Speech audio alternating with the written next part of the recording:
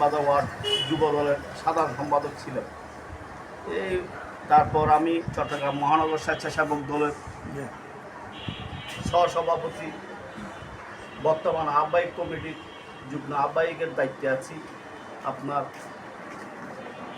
আমরা এই আন্দোলন সংগ্রামে সামনের কাতারে থেকে আমি নেতৃত্ব দিয়েছিলাম। যে আন্দোলন সংগ্রাম করতে গিয়ে আমরা নির্যাতনের শিকার হয়েছি, মামলা হামলা শিকার হয়েছি, জেল জুলুমের শিকার হয়েছি। আশা করি দলের এখন সুদিন, এই সুদিনে যদি আমাদের ত্যাগীদের যদি মূল্যায়ন করা হয় তাহলে আমরা দলের কাছে কৃতজ্ঞতা প্রকাশ করি। আপনারা জানেন আমরা এই যে আন্দোলন সংগ্রামে গিয়ে আমরা পুলিশের যে নির্যাতন শিকার হয়েছি, আর এখন আমাদের এতদিনের রাজনীতিকে সামনে রেখে আমরা এখন এই আমার ওয়ার্ড দেনবাজার ওয়ার্ডে আমি কাউন্সিলর প্রার্থী হতে আশা করছি। আমি চাচ্ছি এই দেনবাজার ওয়ার্ডে আমি মানুষের পাশে ছিলাম, পাশে আছি সব সময়, মানুষের সুখে দুঃখে মানুষের পাশে থাকতাম। আমার ইচ্ছা হচ্ছে এই দেনবাজার ওয়ার্ডে যদি আমি কাউন্সিলর হই তাহলে আমি এই দেনবাজার ওয়ার্ড থেকে কিশোর গ্যাং, সন্ত্রাস, চাঁদাবাজ এগুলো নির্মূল করব। আর আশা করি আমি আমাদের এই ওয়ার্ডকে আমি সুন্দরভাবে একটি ওয়ার্ড উপহার দিতে চাই এই দেনবাজার ওয়ার্ডবাসীকে।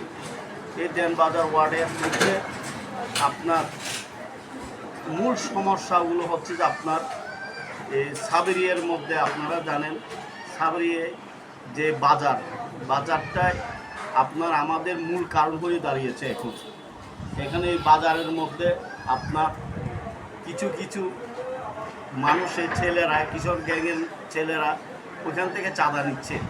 আমি যেটুকু জানি আমি ওগুলো নির্মাণ করার চেষ্টা করব।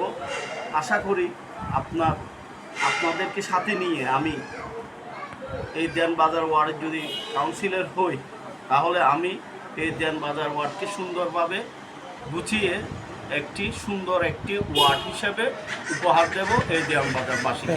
দল থেকে যদি আপনাকে নমিনেশন না দেয় আর কি আপনি স্বতন্ত্র থেকে ইলেকশন করবেন?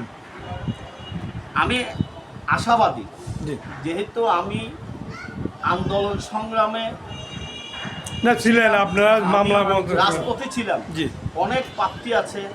এখন আমি কাউকে উদ্দেশ্য করে বলবো না, জি এরা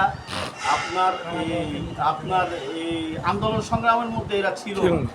আমি আমার ডকুমেন্ট অনুযায়ী আমি পার্টির প্রেসিডেন্ট সেক্রেটারি সাহেবকে আমি ওনাদের টেবিলের সামনে আমি আমার ডকুমেন্টগুলো আমি তুলে ধরতে পারবো, ওটা আমার বিশ্বাস আছে।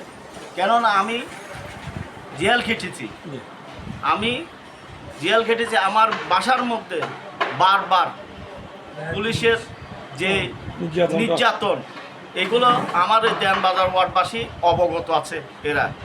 এরা জানে আমার যে নির্যাতন, আমি এই এলাকার মধ্যে 5 মিনিটের জন্য আমি দাঁড়াতে পারতাম না পুলিশের জন্য, এভাবে আমাকে নির্যাতন করেছে। আপনাকে এই ব্যাপার মূল্যায়নটা করে আমি আশাবাদী দল আমাকে যথাযথ মূল্যায়ন করবে। দল থেকে